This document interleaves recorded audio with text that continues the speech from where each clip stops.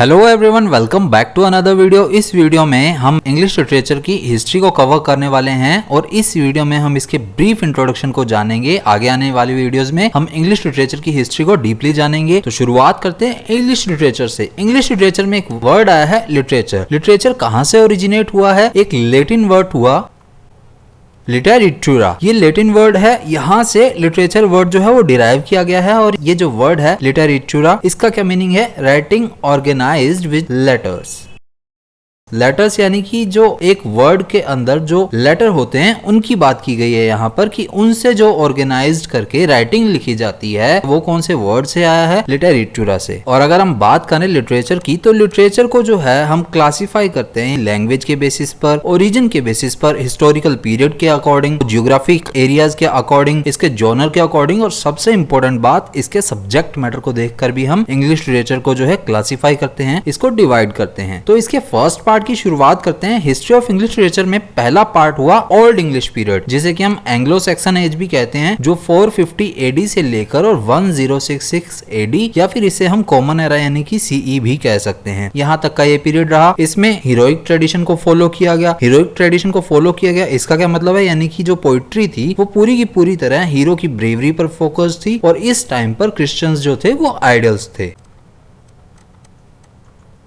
फिर इसके बाद आया एलेजाइक ट्रेडिशन। इसी पार्ट के अंदर है एंग्लो सैक्सन एज के अंदर एलेजाइक ट्रेडिशन। इसका क्या मतलब है? यानी कि जो राइटर्स थे उन्होंने मॉर्न किया फॉर द पासिंग ऑफ अर्लियर्स, यानी कि जो पहले वाले, इनसे पहले वाले राइटर्स आए थे उन्हें खोने के दुख में राइटर्स ने यहाँ पर एलेजाइक ट्रेडिशन को फॉलो किया उनके दुख में, और ऐसा माना कि जो इनसे पहले का टाइम था वो बेटर टाइम था।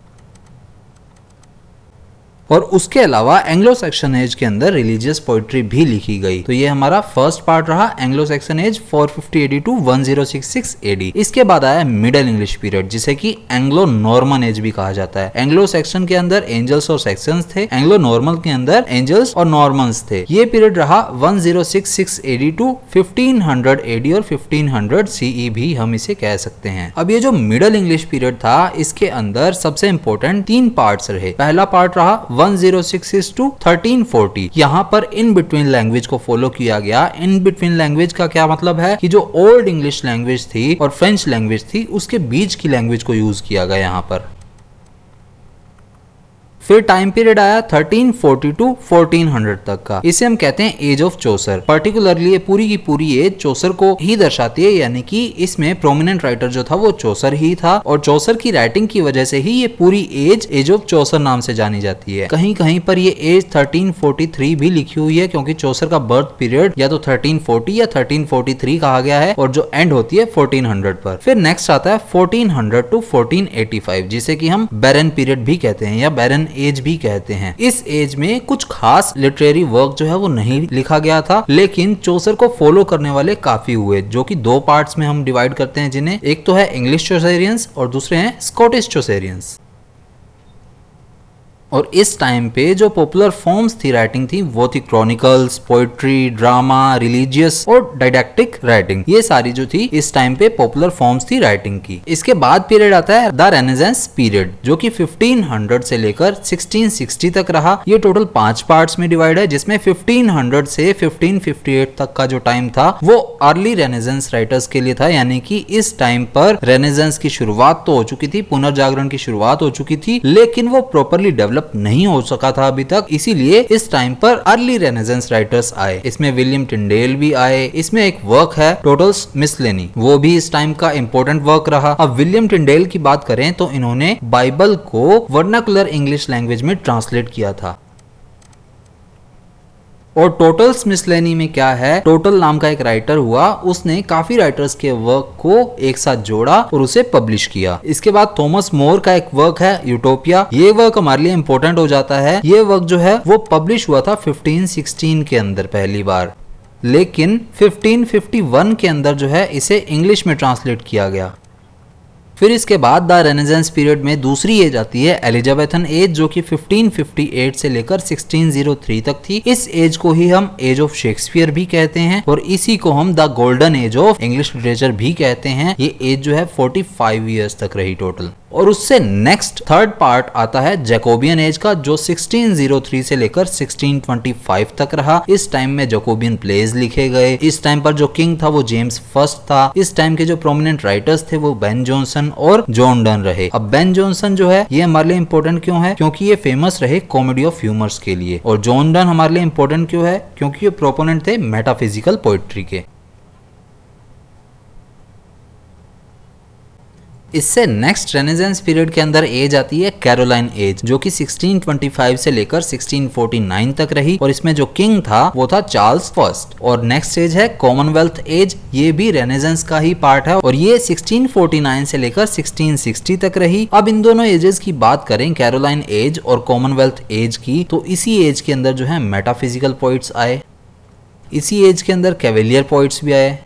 और इसी एज को यानी कि कैरोलाइन एज और कॉमनवेल्थ एज को मिलाकर जो है एज ऑफ मिल्टन भी कहा जाता है।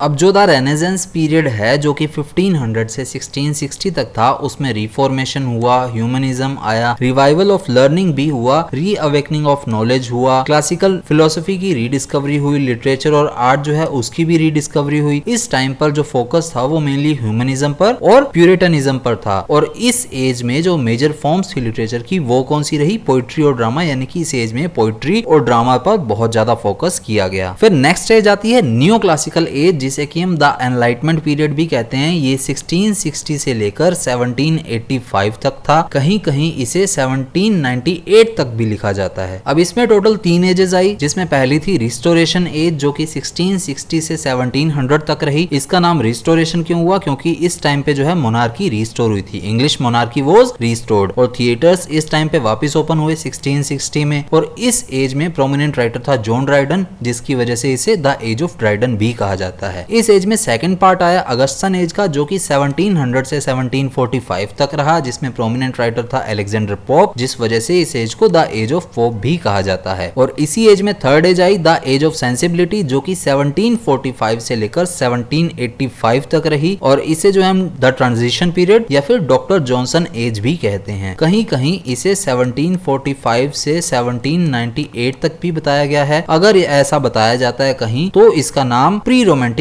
एज भी रखा जाता है फिर, क्योंकि नियो क्लासिकल एज के जस्ट बाद जो है रोमांटिक एज शुरू हो जाती है। और रोमांटिक एज जो है वो 1798 से शुरू होती है। अगर हम नियो क्लासिकल एज को 1785 तक रखते हैं, तो 1785 से 1798 तक का पीरियड जो है, इसमें मेनली जो है प्री रोमांटिक्स आए थे, जिसके बारे में हम बाद में डिटेल में जानेंगे। लेकिन हम नियो क्लासिकल एज को अगर पर्टिकुलरली डिवाइड करें तो वो 1660 से 1785 तक ही मानी जाती है। इसलिए अगर आप इसे ना लिखना चाहें तो भी कोई दिक्कत नहीं है। तो नियो क्लासिकल एज जो है उसके अंदर हमने मेनली क्या देखा कि रिस्टोरेशन हुआ, मोनार्की रिस्टोर हुई, उसके अलावा रिवाइवल हुआ क्लासिकल आर्ट का, कल्चर का। और ये क्लासिकल आर्ट एंड कल्चर कहाँ का था? एंशिएंट ग्रीस और रोम का था। उसके अलावा फोकस रहा इस टाइम पर रीजन पर, रेस्ट्रेन ऑर्डर पर, एक्यूरेसी पर ध्यान दिया गया, स्ट्रक्चर पर ध्यान दिया गया। और इस टाइम पर फेमस रहे क्लब एंड कॉफी हाउसेज। और साथ ही साथ इसी पीरियड में पोएट्रिक ट्रेंड्स क्या थे, इसमें यूज हुआ एल्यूजन्स का, सैटायर का, हीरोइक कपलेट्स इस टाइम पर यूज किए गए, स्ट्रिक्ट मीटर को फॉलो किया गया, राइम को भी फॉलो किया गया। और जो चीफ कंट्रीब्यूशन रहा वो रहा द मॉडर्न नोवेल का, यानी कि नोवेल जो हैं इस एज में शुरुआत कर चुके थे। उसके बाद एज आती है द रोमांटिक एज, जो कि 1785 से 1837 तक काउंट की जाती है, या फिर इसे हम 1798 से लेकर और 1837 तक भी काउंट कर सकते हैं। उसका रीजन मैं आपको ऑलरेडी बता चुका हूं। तो इस एज के अंदर गोथिक नॉवेल्स लिखे गए। इस टाइम पर ही 1785 से 1789 तक मेनली प्री रोमांटिक्स हुए, जिन्होंने की प्री रोमांटिक हिस्ट्री लिखी। अब यहाँ पर रोमांटिक का क्या मतलब है, यानी कि नेचर से रिलेटेड पोइट्री जो है वो यहाँ पर लिखी गई थी। इसी टाइम पर 1798 के अंदर जो है लिरिकल बैलेट्स जो है वो पब्लिश हुआ था। और इसी की पब्लिकेशन के साथ रोमांटिक एज जो है वो शुरुआत मानी जाती है। और इसी वजह से इसे एज ऑफ पोइट्री भी कहा जाता है। अब इस एज के अंदर रोमांटिक मूवमेंट हुआ पोइट्री में, इमोशंस को फॉलो किया गया, इमेजिनेशन को ज्यादा फॉलो किया गया और सेंसिबिलिटी पर भी ध्यान दिया गया था इस टाइम पर। और इसी एज में गोथिक नॉवेल्स की वजह से गोथिसिज्म भी आया लिटरेचर के अंदर। और इस एज में मैंने आपको आपको बताया नेचर से रिलेट करके पोइट्री लिखी गई, तो रिटर्न टू नेचर भी हुआ इस टाइम पर, यानी कि लोगों ने यानी कि राइटर्स ने फिर से नेचर से रिलेटेड पोइट्री लिखना शुरू कर दिया था। और ये नेचर के साथ साथ मेनली पोइट्री जो थी वो फॉलो करती थी कॉमन मैन को और नेचर को, यानी कि celebration of common man and nature, यानी कि पोइट्री दो पार्ट्स में लिखी जाती थी, नेचर को भी ध्यान रखते हुए और नॉर्मल मैन को ध्यान रखते हुए, कॉमन मैन को ध्यान रखते हुए पोइट्री जो है वो लिखी जाती थी। यानी रोमांटिक एज में जो फोकस है वो किंग से हटाकर और यहाँ पर कॉमन मैन पर आ गया था, और इस एज में चीफ कंट्रीब्यूशन जो रहा वो रहा रोमांटिक पोइट्री का और गॉथिक नॉवेल्स का। फिर इससे नेक्स्ट एज आती है विक्टोरियन एज, जो कि 1837 से लेकर 1901 तक रही, जिसमें चार्ल्स डिकन्स जो है वो मेन राइटर रहे। इस टाइम पर सिंबोलिज्म को फॉलो किया गया, यूटिलिटेरियनिज्म को फॉलो किया गया, ऑक्सफोर्ड मूवमेंट हुआ इस टाइम पर, रोमांटिक प्रोटेस्टेंटिज्म हुआ। इस एज को age of prose and novel भी कहा जाता है, और इस टाइम पर मेन फोकस जो था वो इंडिविजुअलिटी पर, मोरालिटी नोट पर, conflict between religion and science पर रहा। नेचर के बजाय जो मेन फोकस रोमांटिक एज में नेचर पर था, उससे हटकर अब मेन फोकस चला गया इंडिविजुअलिटी पर, मोरालिटी नोट पर, कॉन्फ्लिक्ट था रिलीजन और साइंस के बीच में, और ह्यूमन बींग्स पर भी इसमें फोकस चला गया था। अब नेचर का जो है धीरे धीरे डिक्लाइन होने लगा था। फिर इसके बाद जो एज शुरू होती है वो होती है मॉडर्न एज, जो कि 1901 से लेकर 1945 तक रहती है। अब मॉडर्न एज के अंदर ही दो इंपॉर्टेंट काम हुए, और वो दो इंपॉर्टेंट काम क्या थे? दो वर्ल्ड वॉर हुए, जो कि 1914 से लेकर और 1918 तक तो है वो फर्स्ट वर्ल्ड वॉर था,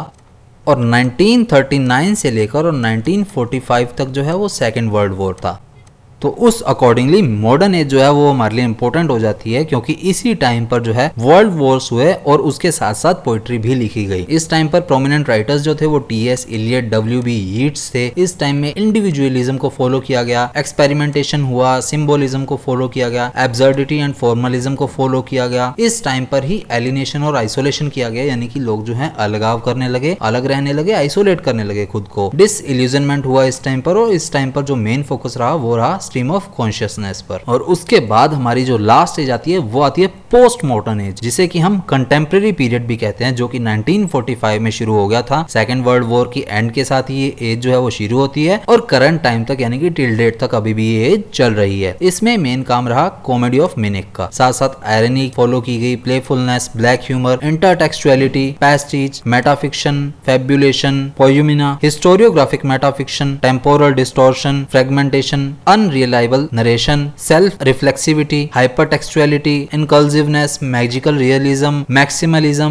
मिनिमलिज्म, इन सभी चीजों को फॉलो किया गया। इन्हें जो है हम डिटेल्ड इंट्रोडक्शन में अच्छे से पढ़ेंगे। तो ये जो है हमारी टोटल 8 एजेस में अभी तक हमने डिवाइड किया है हमारी हिस्ट्री ऑफ इंग्लिश लिटरेचर को, जो कि हमारे लिए सभी इंपॉर्टेंट हो जाती हैं। उन 8 में भी रेनेसेंस और नियो क्लासिकल पीरियड है वो भी हमारे लिए इंपॉर्टेंट है, क्योंकि उनके अंदर भी एजेस जो है वो डिवाइड की जाती हैं, जिसमें रेनेसेंस में हमने टोटल 5 पार्ट देखे हैं और न्यू क्लासिकल एज में हमने 3 पार्ट जो है वो देखे हैं। तो इसी के साथ हिस्ट्री ऑफ इंग्लिश लिटरेचर का ब्रीफ इंट्रोडक्शन यहीं पर समाप्त होता है। मिलेंगे नेक्स्ट वीडियो में इसके डिटेल्ड इंट्रोडक्शन के साथ, और प्लेलिस्ट का लिंक जो है आपको डिस्क्रिप्शन में मिल जाएगा, जिससे कि आने वाली जितने भी वीडियोस हैं हिस्ट्री ऑफ इंग्लिश लिटरेचर की उससे आप जुड़े रहें। तो चैनल पर बने रहिएगा। मिलेंगे नेक्स्ट वीडियो में। जय हिंद।